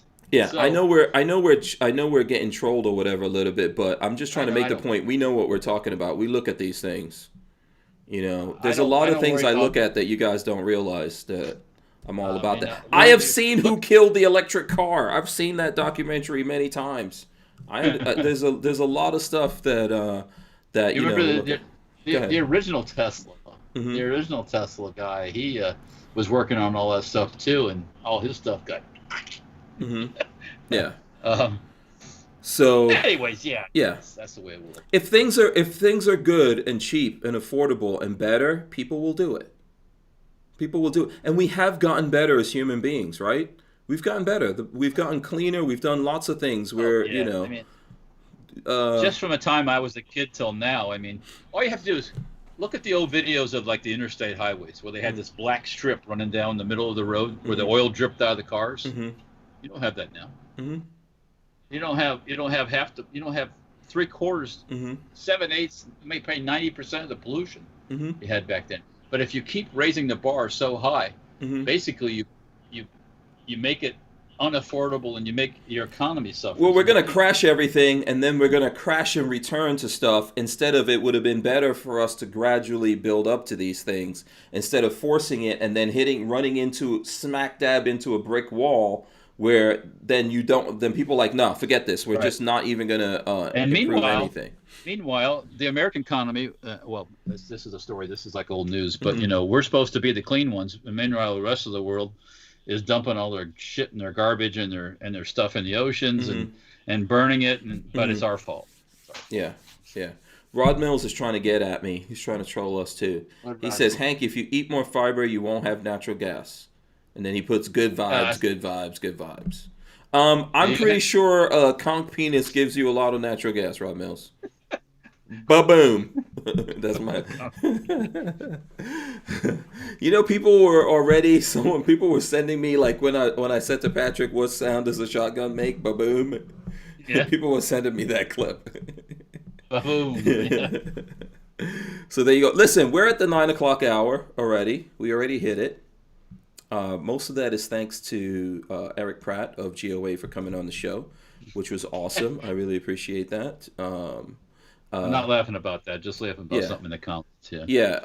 So what do you think about that whole thing before we wrap up and get out of here? What do you think about Erich Pratt coming on? We got no. I mean, they're fighting a good fight. I mean, they're actually out there doing it. Without, doesn't have a suit.